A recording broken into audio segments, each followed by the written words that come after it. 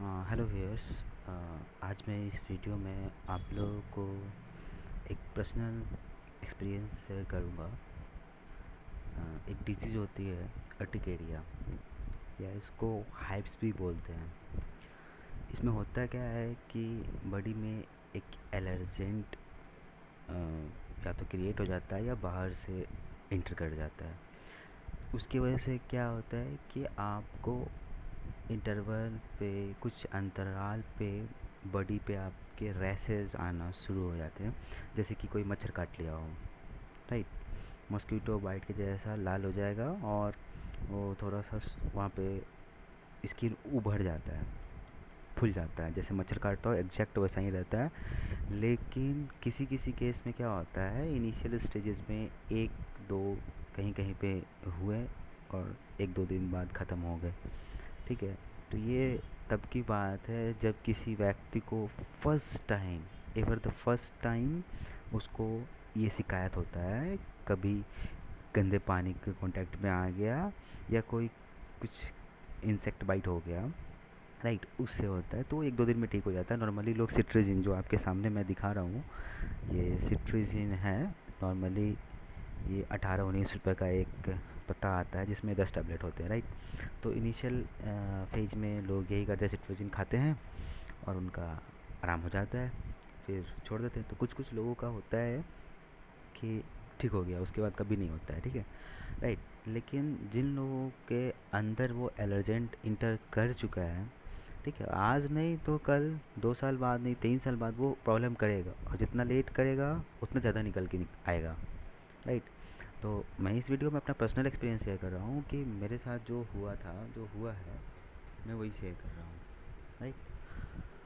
तो मैंने भी शुरू में सिट्रीजिन लिया, ट्राई किया, आ, ठीक हो गया। लेकिन हुआ क्या कि जब तक दवा का इफ़ेक्ट रहता था तब तक ठीक रहता था, फिर उसके बाद अपना बहुत बहुत निकलना स्टार्ट हुआ। फिर देख के पहली पहली बार देखा था, मैं घबरा गया था। मुझे हुआ किस चीज़ से था, जहाँ तक मुझे याद है, मैं अपना कोचिंग जा रहा था और बरसात का टाइम था, तो रोड पे पानी जमा रहता है ना, तो वही गंदे पानी हेल के मैं चला गया, और हो सकता है कोचिंग जाने के बाद मैंने पैर नहीं धोया हो, राइट।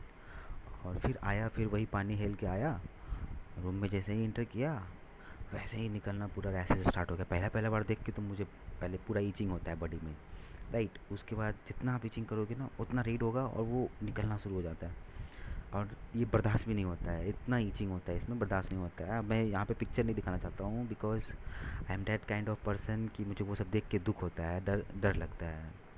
इसलिए मैं यहाँ पे वो पिक्चर नहीं दिखा रहा हूँ। आप लोग यूट्यूब पे बहुत सारे वीडियो हैं जो आप देख सकते हो, उसमें पिक्चर दिखाता है, बहुत डरावना पिक्चर होता है, राइट। बहुत मुश्किल से मैं इस बीमारी से उभार पाया हूँ, इसलिए मैं ये वीडियो बना रहा हूँ ताकि जो एक्सपीरियंस मैंने गेन किया है, मेरे एक्सपीरियंस से किसी का तो भला हो। लाख यूट्यूब पे वीडियो रखा है भटकाने वाला, टाइम बर्बाद करने वाला, आपको लेकिन सूट करता है नहीं करता वो डिपेंड करता है, राइट। लेकिन मैं ये आपको अपने खुद पे उपयोग किया हुआ दवा यहाँ पे बताऊँगा, राइट। मैं कोई मेडिसिनर नहीं हूँ, मैं, मेरे पास कोई मतलब मेडिकल डिग्री, लाइसेंस वगैरह कुछ भी नहीं है, बट एज अ जनरल मैंने जो यूज़ किया है और मुझे जिससे रिलीफ मिला है, मैं चाहता हूँ कि बहुत सारे लोग परेशान होते हैं, उनको भी कुछ मदद मिले इससे, राइट। तो ये सिट्रीजिन टैबलेट में नॉर्मली वर्क कर जाता है बहुत लोगों के लिए, लेकिन बहुत लोगों के लिए नहीं करता है। मतलब होता है क्या कि एक दिन खाते हैं, आराम रहता है, फिर दूसरा दिन नहीं हुआ, कोई बात नहीं, और किसी किसी में दूसरे दिन भी हो जाता है, 2 दिन 3 दिन पे हो जाता है। तो बार बार टैबलेट खा लेते हैं और इसको दाब देते हैं। लेकिन ये इंग्लिश दम मेडिसिन है, राइट। इंग्लिश मेडिसिन क्या करता है, कोई भी चीज़ का ट्रीटमेंट जड़ से नहीं करता है। हम लोग जल्दी के लिए तो इंग्लिश मेडिसिन ले लेते हैं, लेकिन वो ट्रीटमेंट हमेशा के लिए नहीं होता है, राइट। ठीक है, तो सभी लोग घबरा जाते हैं देख के। तो इसका इलाज करने के लिए क्या चले जाते हैं, अंग्रेजी दवाई में चले जाते हैं। और जब डॉक्टर के पास जाते हैं तो ये दवा तो लिखता ही लिखता है कुछ, ये मेडिसिन ये कॉमन है, एलेग्रा 120 mg टैबलेट, ये कॉमन है मैक्सिमम। मैंने देखा है, मैंने भी पहले एलोपैथी में इलाज कराने गया था, नॉर्मली जितने जगह कराया मैं परेशान हुआ, बहुत परेशान हुआ। सभी जगह ये सेम दवा चलाते थे, ये दवा और ये तो कॉमन था। इवियन 400 mg, ये कॉमन है, ये सभी लोग चलाते हैं 3 अंग्रेजी में। इसके अलावा ठगने के लिए जो भी ऊपर से medicine they they, but normally ये तीनों कॉमन रहते हैं। ठीक है, ये विटामिन ई का टैबलेट है, ये एलर्जी का है, ये महंगा आता है। ठीक है, इसका इसका प्राइस मैं आपको दिखाता हूँ। इसका प्राइस 142 के आसपास रहता है। मैं यहाँ पे किसी वेबसाइट का ऐड नहीं कर रहा हूँ, मेडिसिन का नाम निकालने के लिए मैंने यहाँ पे खोल रखा है ये सब। और ये इवियन विटामिन ई का, ये स्किन के लिए फ़ायदेमंद होता है, ज़्यादा आप गूगल पे पढ़ सकते हो, यहाँ पे मैं टाइम वेस्ट नहीं करूँगा। और ये सिट्रीजिन तो 18 रुपये का आता है पता है। तो ये 3 खा के, लेकिन मैंने भी बहुत 6 महीना, मैंने 1 साल टाइम दिया, लेकिन इंग्लिश दवाई से नहीं हुआ। यहाँ तक कि इंजेक्शन तक मेरे को मिला, इंजेक्शन भी मैंने लिया, मेरा ट्रीटमेंट नहीं हो सका। ये सबसे रोस्ट केस मैं बता रहा हूँ, जो लोग बहुत परेशान हैं आर्टिक एरिया से, उनके लिए ये वीडियो है। जो कि मतलब बहुत लंबे समय से 2 साल 3 साल से इलाज करा रहे हैं, लेकिन कहीं नहीं कुछ हो रहा है, उनके लिए मैं ये वीडियो बना रहा हूँ। ठीक है, जिनको और कुछ ट्राई करना है ट्राई करते रहें, लेकिन जो परेशान हो गए हैं मेरी तरह, उनके लिए मैं ये वीडियो बनाया हूँ। तो ये मेडिसिन, लेकिन अब उपाय क्या आता है, उपाय मैं बताता हूँ। ठीक है, आपको सबसे पहला मेडिसिन मैं रिकमेंड करूँगा एसबीएल का एस्केटस फ्लेविया टेलिस 60 पोटेंसी में। 6S फॉर 60 होता है, राइट, 3H फॉर 30 ऐसे करके होता है। तो ये मेडिसिन आप ले सकते हो, एसबीएल का भी ले सकते हो, नाम आपको मैं जूम करके दिखाता हूँ, एस्केटस फ्लेविया टेलिस डेल्यूशन 6 है। तो ये आप ले सकते हो, 8 9 10 ड्रॉप ले सकते हो दिन में 3 बार। मॉर्निंग ब्रेकफास्ट से पहले, आफ्टरनून में ब्रेकफास्ट के बाद या पहले, लंच के बाद या पहले, और नाइट में डिनर के पहले या बाद, कुछ भी ले सकते हो आप। लेकिन डिनर और दवा के बीच में कम से कम आधा घंटा का अंतराल होना चाहिए, ताकि दवा अपना इफ़ेक्ट दिखा सके, राइट। तो ये मेडिसिन एक मैं आपको रिकमेंड करूँगा, फिर से नाम देख लो, स्कैटस फ्लेविया टेरिस एसबीएल का। ठीक है, आप, मैं यहाँ पे ऐड नहीं कर रहा हूँ, एसबीएल ही मैंने यूज़ किया था, इसलिए मैंने एसबीएल डाला। ठीक है, पैसा भी कम है, आप चाहो तो डॉक्टर रिकवेक ये सब बहुत सारे आते हैं, आप ले सकते हो, पैसा जितना है आपके पास, राइट। दूसरा अर्टिका यूरेंस 30 पोटेंशियम में, इसको भी वैसे ही दिन में 3 बार लेना है, 10 10 बूंद। ठीक है, नाम आप देख सकते हो इसका, इसका भी प्राइस लगभग वही है, 80 रुपये है। ठीक है, और तीसरा मेडिसिन कोई ज़रूरी नहीं है, अगर बहुत इचिंग है, बहुत एक्सेसिव इचिंग हो रहा है, तो आप एपिस मेलिफिशिया 30 पोटेंशियम में, इसको भी दिन में 3 बार 10 10 बूंद करके लेना है। बात है कि तीनों मेडिसिन में ज़्यादा काम ये एस्केटस फ्लेविया टेलिस, ये बहुत इफ़ेक्टिव है, ये जल्दी मिलता भी नहीं है। और अर्टिका यूरेंस, ये दोनों बहुत ज़्यादा इफ़ेक्टिव है। ये एपिस मेलिफिशिया उनके लिए है जिनको बहुत इचिंग है, एक्सेसिव इचिंग है, एक्सेसिव बर्दाश्त नहीं हो रहा है, उसके लिए है कि आप ये भी एडिशन में ले सकते हो। बस यही 3 मेडिसिन आपको लेना है होम्योपैथी में। ठीक है, और होम्योपैथी की बात क्या है कि एक दिन में आराम नहीं होगा, मैंने भी यही, मैंने विश्वास दिखाया होम्योपैथी में, एक दिन में आराम नहीं होता है, 10 दिन में भी आराम नहीं होता है, लेकिन जब आराम होता है ना, जड़ से आराम होता है, फिर कभी उखड़ के नहीं आता है, जड़ से उखाड़ फेंकता है किसी भी बीमारी को। तो लोग ये हाइप्स के केस में क्या होते हैं, बहुत ज़्यादा फ्रस्ट्रेट हो जाते हैं, डर जाते हैं, अरे कब तक सिट्रीजिन खाते रहेंगे, कब तक इवियन खाते रहेंगे, कब तक एलेग्रा खाते रहेंगे, महंगा महंगा टैबलेट भी है, कब तक खाते रहेंगे। तो उनके लिए मैं बता रहा हूँ कि पेशेंस रखना पड़ेगा। मैंने भी पेशेंस रखा, मेरे घर वाले बोले यहाँ जाओ वहाँ जाओ, यहाँ करो वहाँ करो, यहाँ ले चलते वहाँ ले चलते हैं, बट मैंने होम्योपैथी को पकड़ा रहा। मैं एस्केटस फ्लेविया टेलिस और अर्टिका यूरेंस, ये 2 दवाई मैंने कंटिन्यू रखा। ध्यान है कि एस्केटस फ्लेविया टेलिस 6H पोटेंशियम में, और अर्टिका यूरेंस 30 CH में। मैं फिर से बोल रहा हूँ, मेरे पास कोई मेडिकल डिग्री नहीं है, मैं बस अपने एक्सपीरियंस शेयर कर रहा हूँ यहाँ पे, राइट। तो ये 2 बहुत इफ़ेक्टिव दवा होते हैं, लेकिन दिक्कत क्या है कि मैं भी फेस किया हूँ, फ्रस्ट्रेट हो जाते हैं लोग देख के।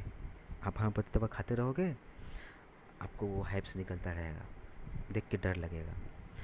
इसके लिए उपाय क्या करना है कि जो सिट्रीजिन टैबलेट है, सिट्रीजिन जब भी होना शुरू हो, एक या दो रैसेस निकले, नॉर्मली नहीं खाना है, एक या दो रैसेस निकले तो आप एक टैबलेट खा लो।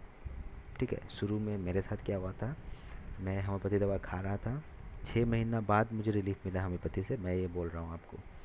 6 महीना 8 महीना लग गए मुझे नॉर्मल फेज में आने में। जब मैं होम्योपैथी दवा खा रहा था तो भी मुझे रैसेस निकलते थे, राइट। लेकिन जब वो निकलते थे तो ये सिट्रीजिन टैबलेट मैं खा के टेम्पररली, क्योंकि काम होता है, बाहर जाना होता है, इसको लेके कैसे जाओगे, जो भी देखेगा वो भी डर जाएगा, तो सिट्रीजिन खा सकते हो आप। ठीक है, लेकिन एक पॉइंट बहुत इंपॉर्टेंट है जो ध्यान रखना है, वो है कि होम्योपैथी और एलोपैथी दोनों के बीच में कम से कम 2 घंटे का डिफरेंस आपको मेंटेन करना है। आप सिट्रीजिन खा सकते हो along with the homeopathic medicines, but you have to maintain a minimum gap of 2 hours between taking the homeopathic medicines and cetirizine tablets. ठीक है, सिट्रीजिन बस टेम्प्रेरी रिलीफ के लिए है। तो मैंने 2 महीना 3 महीना तक लगभग दोनों दवा, मतलब होम्योपैथी एलोपैथी, मतलब एलोपैथी मीन्स बस सिट्रीजिन, वो भी जब होता था, जब निकलता था, हुआ ना 2 दिन पे कभी एक बार ऐसे एक निकलना शुरू हो गया, तो मैंने उससे एक सिट्रीजिन खा लिया। क्योंकि भाई मैं काम करने वाला आदमी हूँ, मैं बाहर जाता हूँ, काम करने जाता हूँ, उस टाइम हो जाएगा तो मैं भी डिस्टर्ब, सामने वाला भी डिस्टर्ब, इसीलिए मैं ये खाता था। लेकिन अलॉन्ग विथ होम्योपैथी दवाई मेरा कंटिन्यू रहता था। मैं ये भी इंश्योर किया कि दोनों दवा के बीच में मेरा कम से कम 2 घंटा का इंटरवल हो between the homeopathy and allopathy. और ये तीन जो दवा है होम्योपैथी के, इसको आप 5-5 मिनट के इंटरवल पे ले सकते, मतलब तीनों के बीच में 5 मिनट का गैप होना चाहिए। अगर आप ये लास्ट वाला ले रहे हैं तो लास्ट वाला एक्सेसिव, मतलब बहुत आपको ईचिंग हो रहा है तो ज़रूर है ऐसे। ये ज़्यादा क्या बोलते हैं आपको, ज़रूरी नहीं है कि सभी ले, बहुत ज़्यादा बर्दाश्त जिसको नहीं हो रहा है वो ले ले। लेकिन ये टू मेडिसिन, एस्केटस फ्लेविया टेलिस और अर्टिगायूरेंस, ये दोनों मस्ट है। ये दोनों के बीच में गैप होना चाहिए लगभग 5 मिनट का। ठीक है, तो उसके बाद से अब मुझे सिट्रीजिन खाने की ज़रूरत नहीं पड़ती है। ठीक है, तो मैं खुश हूँ कि होम्योपैथी ने अपना काम किया। बस आपको अपना काम करना है, पेशेंटली, धैर्यपूर्वक, विश्वास रख के होम्योपैथिक मेडिसिन को खाना है। टाइमली, टाइम भी बहुत फैक्टर करता है होम्योपैथिक मेडिसिन ट्रीटमेंट में। ठीक है, तो ठीक है, इस वीडियो के लिए इतना ही। ऐसे ही और भी वीडियो मैं अपने चैनल पे डालूँगा जो मेरे पर्सनल एक्सपीरियंस से रिलेटेड होगा। मैं जो भी वीडियोज़ साइट पे डालूँगा, इस चैनल पे डालूँगा, वो सारा मेरे द्वारा एक्सपीरियंस किया हुआ वीडियो रहेगा। तो आपसे बस यही उम्मीद है कि आप अगर चाहते हैं इसी तरह की समस्याओं का समाधान मैं देता रहूँ, तो मुझे सपोर्ट कीजिए, मेरे चैनल को लाइक कीजिए और शेयर कीजिए, ताकि जितने लोग परेशान हैं उनको कहीं से कुछ तो मदद मिल सके। मेरा यही मोटिव है कि मैंने जो परेशानी झेली है, मेरे वजह से नहीं, सॉरी, मेरे मेरे कारण से किसी को तो कम समय में फ़ायदा हो, राइट। सभी लोग जीरो से शुरू करेंगे तो सभी का टाइम बर्बाद होगा ना। अब मैंने उतना समय दिया है, मैंने एक्सपीरियंस कुछ गेन किया है, मैं शेयर कर रहा हूँ ताकि जो अगला मेरा वीडियो देखे उसका उतना दिन का टाइम बचे। एलोपैथी में इसका कोई इलाज नहीं है। आप यूट्यूब देखते हो, रामदेव बाबा का चैनल है, आप जाके देख लो, बाबा रामदेव भी बताते हैं बहुत सारा आयुर्वेदिक तरीका। सही है, आयुर्वेदिक भी सही है, मैं गलत नहीं कर रहा हूँ, लेकिन मैंने आयुर्वेदिक भी ट्राई किया है, नहीं काम किया मेरे पे। Finally ultimate is the homeopathy. तो आप देख लो आपको क्या अपना आयुर्वेदिक कहीं से नुकसान नहीं करता है, जिसको सूट कर गया सही है। बाबा रामदेव भी कहते हैं कि अर्टिकारिया का एलोपैथी में कोई इलाज नहीं है। इंजेक्शन चाहे दवा कुछ भी ले लो, वो टेम्पररली सप्रेस कर देगा, लेकिन उसको ट्रीट नहीं करेगा। ट्रीट या तो आयुर्वेदिक में होता है या तो होम्योपैथी में होता है। जिसके लिए आयुर्वेदिक काम कर जाए सही है, नहीं तो लास्ट रास्ता होम्योपैथी। तो that's it for this video friends. अच्छा लगा हो तो मेरे वीडियो को लाइक कीजिए और शेयर कीजिए। मैं ये नहीं कहता हूँ कि मेरे चैनल को सब्सक्राइब कीजिए या नहीं कीजिए, वो आपकी मर्ज़ी, बट लाइक और शेयर ज़रूर करें ताकि दूसरे की मदद हो सके। Thank you.